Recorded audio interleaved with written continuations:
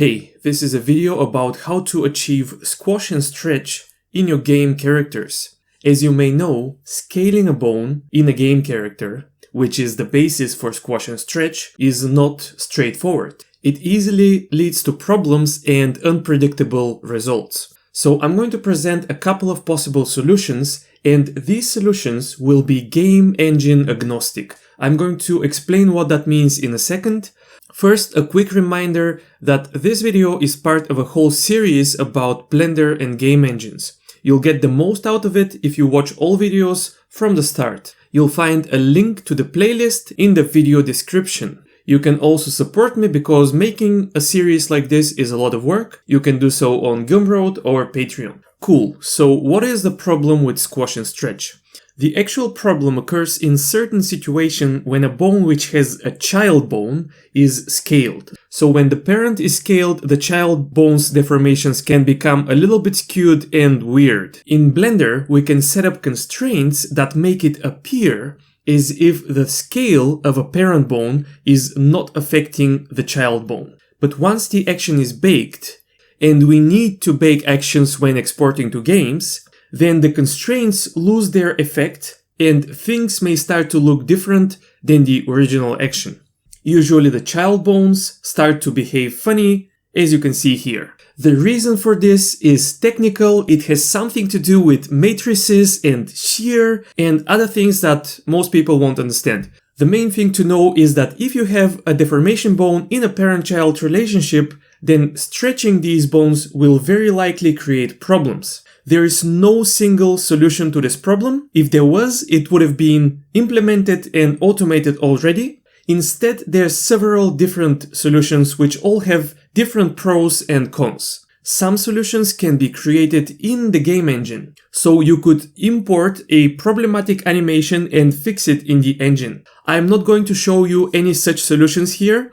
I want to focus on techniques that can be done directly in Blender, and then they would work in any game engine, or at least in most game engines. That's what I meant in the beginning when I said that I'll be showing techniques that are game engine agnostic. So first, solution number 0.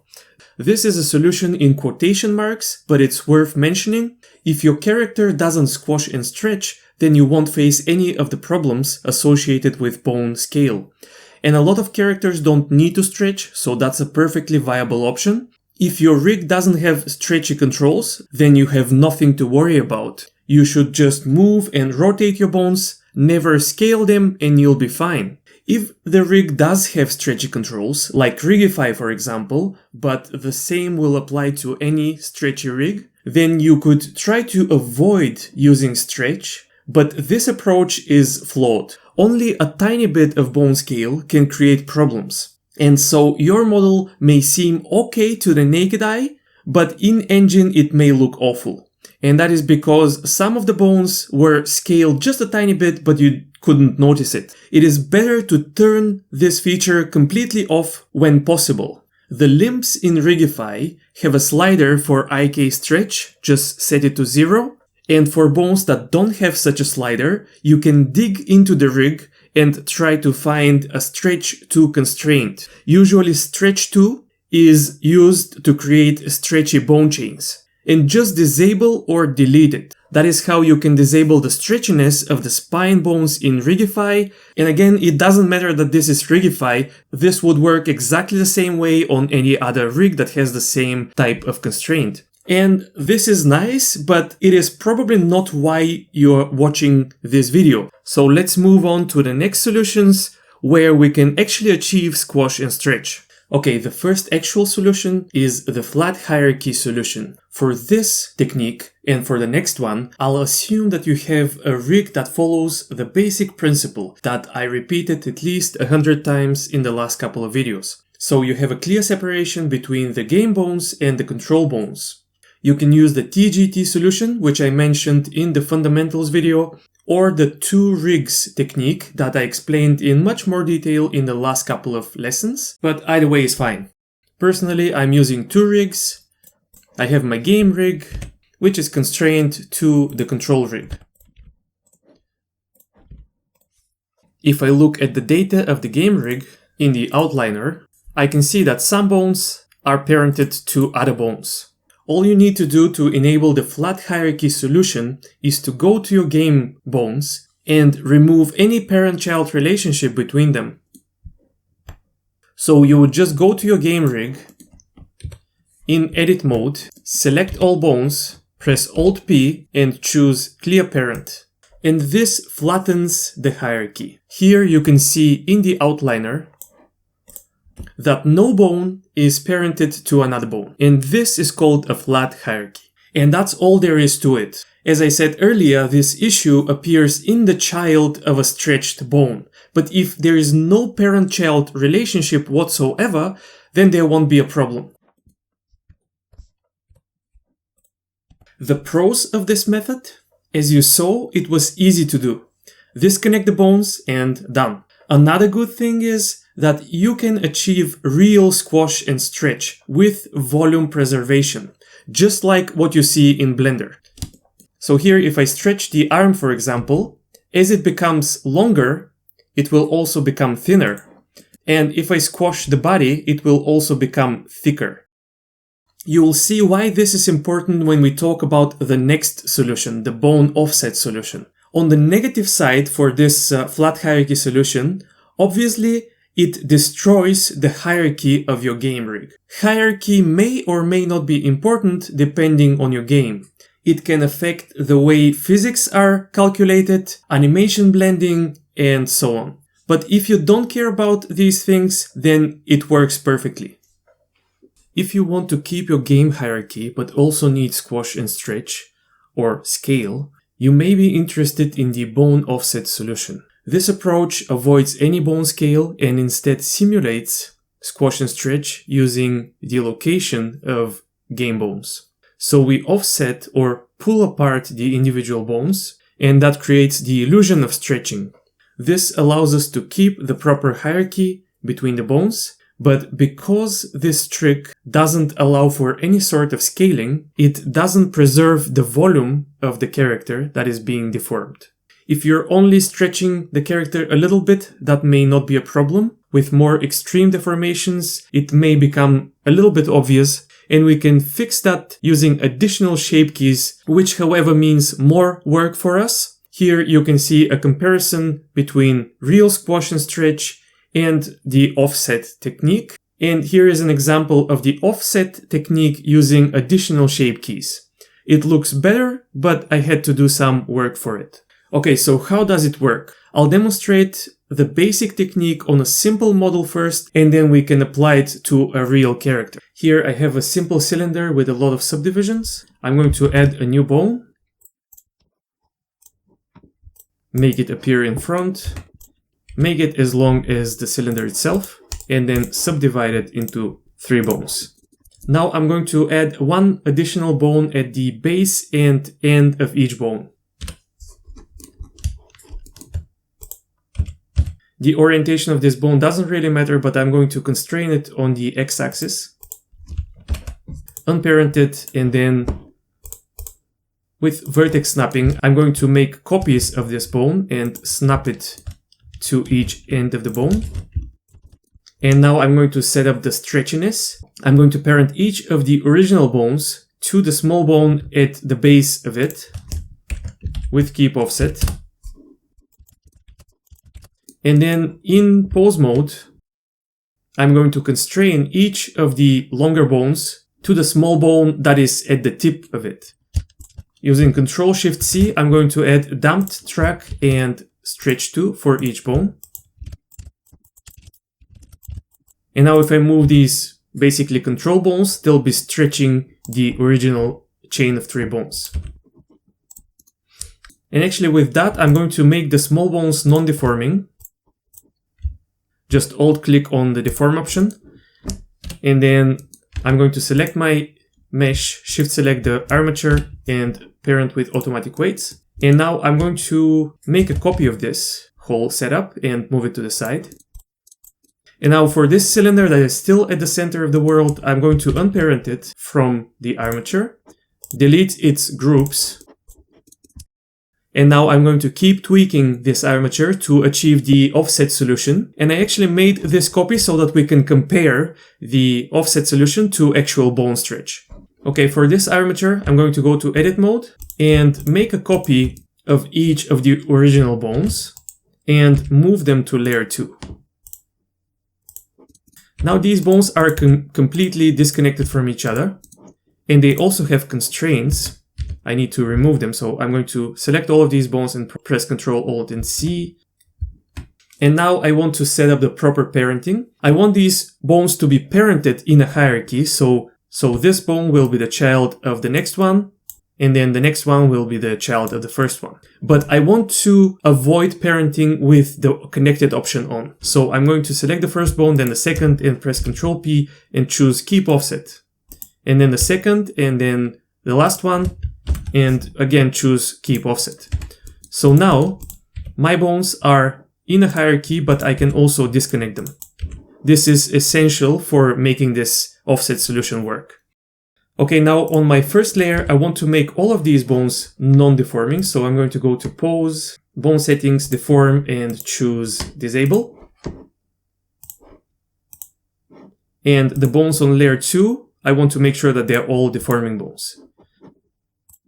And now to make this work, I just need to add a copy location and copy rotation constraint to each of these deforming bones. And they'll be copying the rotation and location of the respective bone of the stretchy chain. So I'm going to go to layer 1 and switch to B-bone representation and select each of these stretchy bones and press Ctrl, Alt, and S. And that will allow me to make these bones visually thicker. Nothing will change functionally. The bones will just appear thicker, and that will allow me to select the other bones. I'll also enable X-ray here and then unhide my second layer. Okay, now I have to select the thicker bone, then shift select the thinner one and press Ctrl Shift and C and choose copy location. And once again, Ctrl Shift C and copy rotation. And I'll do the same thing for the other bones. Alright, and now I'm going to select the second cylinder, shift select this tweaked armature, press Ctrl P and choose automatic weights. And now if I move these control bones, the cylinder will start deforming. And to make this clearer, I'm going to go to the second layer and create a new bone group, make it blue, for example, and apply it to all of these bones. And now if I start tweaking this armature, you'll see what's happening. As I stretch the armature, the blue bones, which are actually deforming this cylinder, are moving away from each other. Let me hide these actual stretchy bones to make it clearer. And as I move them away from each other, they stretch the geometry. Let's compare this to the actual stretchy solution. As you can see, in some ways it looks a little bit better. You can see the volume preservation clearly here.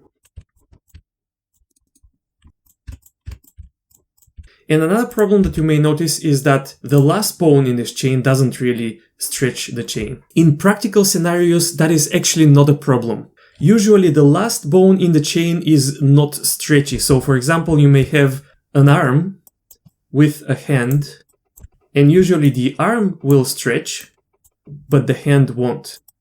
And so in many cases, you won't need to worry about this stretching of the last bone, but just in case, I want to show you a possible solution if you need to stretch the last piece of a bone chain. I'm going to reset this armature to the default position, switch to octahedral, and unhide my stretchy bones. And now in edit mode, I'm going to make a copy of this last bone. And in pose mode, let's get rid of any constraints that it has. And then back to edit mode, I'm going to press Alt F, and that will flip the bone. In pose mode, I'm going to select the stretchy bone, then shift select the new bone and press Ctrl Shift C and add a copy location constraint, and then just move it to the tail of the bone. And that way, this bone will always stick to the end of my stretchy bone. However, as you can see, the orientation of this new bone is still different than my stretchy bone. So I'll need to fix that with another constraint, and we won't be able to use copy rotation because these bones are opposing each other. Copy rotation won't give us the results that we want. So I tried different constraints, and damped track seems to work very well for this. As you can see, these bones were aligned to each other, and now I can move them any way I like and they'll stay aligned. Okay, let's reset the pose again. And now I'm going to make another copy of this stretchy bone, and with active element, for example, I'm going to make it a little bit smaller, and then in pose mode again get rid of its constraints. And now I'm going to parent this new bone to the inverted bone. Control P, keep offset. And now if I stretch this bone, the inverted bone will stay at the end of this stretchy bone. And the latest bone that I just added will follow this inverted bone because it is parented to it. We could have parented the deforming bone directly to the inverted bone, but as you should remember, I want to avoid parenting deforming bones to control bones for my game rigs. That is why I created this additional control bone. And now I'll reset the pose again. I'll hide this stretchy bone because it will get in the way, and unhide my second layer, and then I'm going to select the newest control bone and shift select the deforming bone and press Ctrl Shift C, copy location and then copy rotation. And now my deforming bone is copying the location and rotation of this bone, which in terms is following the inverted bone, and that way all of these bones are sticking to the end of the stretchy bone. And as you can see, the end of the object is stretched. I have to say that I haven't tested this approach thoroughly, but it seems solid to me. I think it's going to work. But as I said earlier, this kind of simple setup that we did for the first two bones will actually work 80 to 90% of the time. So don't worry too much for the more complex setup. And that's it for the simple example. Okay, so now let's practice this technique on an actual character. I'm going to be using my ogre again. It is rigged with Rigify, so the legs, arms, and spines are stretchy. And I have already extracted my game rig. I've done this exactly the same way as in the previous video. So if you remember the workflow, I did steps 1, 2, and 3. So I have a game rig that is cleaned from any unwanted constraints and so on, and the hierarchy is fixed. And the only special thing that I did was placing the faces, the face bones, on a separate layer. So all the main bones are on layer 1 and faces are on layer 2. And I parented the faces in a slightly special way. I'm going to talk about this in a second. But now I am at step 4, which is constraining my game rig to the control rig. And now, as you probably remember from the simple cylinder exercise that we just did, to make this solution work, we need to disconnect these bones. Not clear the parenting between them, but just disconnect them. As you probably know, when you parent bones, you can choose between keep offset and connected. Connected makes these bones always stick to each other, even in edit mode. And now, in order to keep my hierarchy but disconnect these bones, I have to do the following. It's very simple. Just select all bones, press Alt P, and instead of clear parent, choose disconnect bones. And now these bones will no longer stick together. And the next step is to constrain all game bones to the control bones, but instead of using copy transforms as we did so far, we'll be using copy location and copy rotation. So I'm going to do something very similar to what we did before. I'm going to go to pose mode, select any of my bones, go to the constraints and create a copy location constraint. And for the target, I want the ogre control rig. And then I'm going to add also a copy rotation one, and again, choose the control rig. Again, I don't care about these bones jumping around like this. I'm going to keep this bone active and then press A to select all of them. Go to pose, constraints, copy constraints, and that copied the copy location and copy rotation constraint to all of my bones. Now I'm going to use a slightly modified version of my script. The only difference is that my previous script had one line over here, just one line, and it was set to copy transforms. This time we have two lines, and the first one handles the copy location constraint, and the second one handles the copy rotation one. And now I'm just going to run this script, and it will enter all bone names here, and the bones will jump to their proper positions. And now I need to do step 5, which is unparent my ogre from the original armature and then parent it to the game armature. So I'm going to hide both armatures. Unparent all of my meshes from the rig.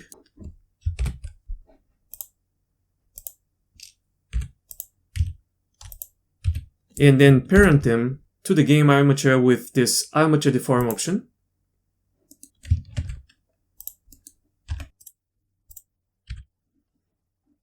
And everything is working.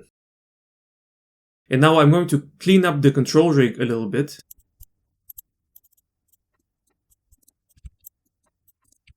Now if I stretch the arm, for example, you'll see these bones of the game armature move away from each other and create the stretch.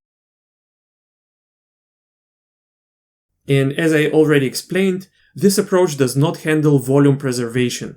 And so, even though this arm is stretched, it is as thick as when it is not stretched.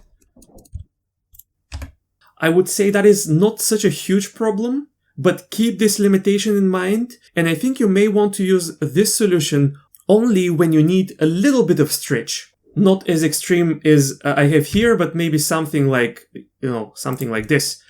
Or another reason to use this solution is so that you don't have to worry about the scale problem. If you use the technique that we used until now with copy transforms, then just a tiny bit of stretching can create very distorted results. But with this technique, you don't have to worry about this. You can stretch your rig a little bit and it's going to be fine. But yeah, I can also stretch the torso.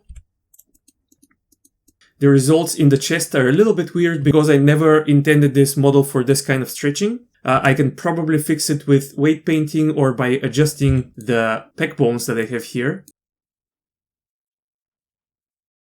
But anyway, this is how you apply this solution to an actual character. As you see, I didn't have to do any of the bone flipping that I showed at the end of the cylinder example. So this approach is not that difficult to apply. You just have to constrain your game rig with copy location and copy rotation rather than just copy transforms. And all bones of the game rig should stay in the proper hierarchy, but they should not be connected to each other. By the way, this connected option is, if I go to bone tap relations, there is a field called connected, and I can only activate it in edit mode. And there you go, that changed how my bone behaves. I'm going to go to edit mode and uncheck it again. And here you see that the bone was able to disconnect from the previous one, from its parent. So that's it for this technique. I already talked about and recommended an add-on called Rigify. And this add-on creates an automatic solution for squash and stretch. And I don't know the exact constraints and so on that it uses in the background. But the result is basically the same as this manual technique that I'm showing you. So if you need automation, if you need to do these things faster, you may want to check out Rigify. But if you're not in a big hurry, you can just use this approach. Okay, I'm going to bring the control rig in the default position. So these are the two game engine agnostic solutions that I can offer you. One thing that I want to point out is that it doesn't have to be one or the other. We can use a mix of these solutions. And actually, I'm using a mix of these solutions in this rig. If I go to the game rig, I told you that I placed the faces on the second layer. And now if I go to edit mode, you'll see that all these face bones are parented to the head bone, which means that all these face bones are actually disconnected from each other. And that will allow me to have proper squash and stretch in the face area, which I need. For the faces, the offset solution may create slightly weird results, so we want proper squash and stretch. And by disconnecting all bones from each other, we can achieve this. Now I actually haven't constrained these bones yet, so I'm going to focus on them. And in this case, because I'm not using the offset solution, but the flat hierarchy solution, I want to constrain these bones with copy transforms. To the control rig, I'll do the same thing as always, select all bones, copy this constraint that I just created, and I'll run my original script, which uses copy transforms. Just run it, and the faces will be constrained. And now I have this hybrid rig where the body bones use the offset solution for squash and stretch with copy location and copy rotation, and the faces use the flat hierarchy solution. Here are some results from this session. I'm using the same import-export settings that I showed you in last video, and in future videos I'll talk about import and export in more detail. That's all for this video. The techniques I showed are not the be-all, end-all of squash and stretch for games. I decided to show these techniques because they are relatively easy to implement, and at the same time they solve around 80% of the problems in this area. Before you go, I have a little surprise for you. In the last couple of videos, I showed you manual ways to extract the deforming bones from existing rigs. Well, in the future, all that may not be necessary because there is an add-on in the works. I'm not developing it, which is a good thing because I'm a lousy coder. It's developed by Jim Croovey, who is an amazing coder. Jim is a legend, especially in the Unreal community. He created Mr. Mannequin tools. He also has a rigging add-on which will be released soon, and it will have some amazing features. I have to wait until I can try it for myself, but who knows, maybe it will replace Rigify in the near future. But now I'm going to show you the add-on that Jim prepared for us. Here I have the Ogre. I haven't done any work on it, so he's just rigged with the Rigify armature. To use the add-on, I'll just find the menu in the interface. It's over here, and I'll click Add Deforms, and I'm going to choose the Only Deforms option and click OK. Wait a few seconds, and in an instant we have a deformed rig extracted for us. It's not only extracted, but it already has constraints set up, and so it is constrained to the control rig.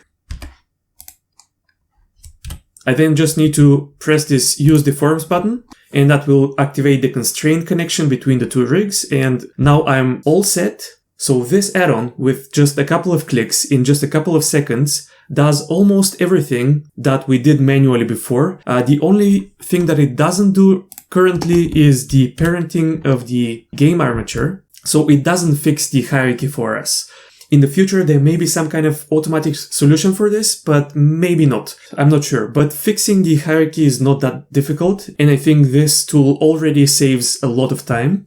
Another thing that it can do with one click is to combine the controls into a single rig. So as you probably know, I've been using the 2 rigs solution, but that is just a workflow that I'm using. You can totally use one single rig, and this add-on just allows you to choose one or the other, and it makes it very easy. I have to say right away that there is no set release date for this. We are testing the add-on, trying to find problems, and when it's done, we are going to release it. It's going to be free. Jim releases all of his stuff for free or as a pay what you want offer. So yeah, it will be available to everybody. So yeah, a huge shout out to Jim Croovey for doing this. Go to his YouTube channel and social media and subscribe so that you get notified when he creates something cool. That's all. Special thanks to my supporters on Gumroad and Patreon. I'd appreciate it if you could click like and subscribe, and talk to you next time.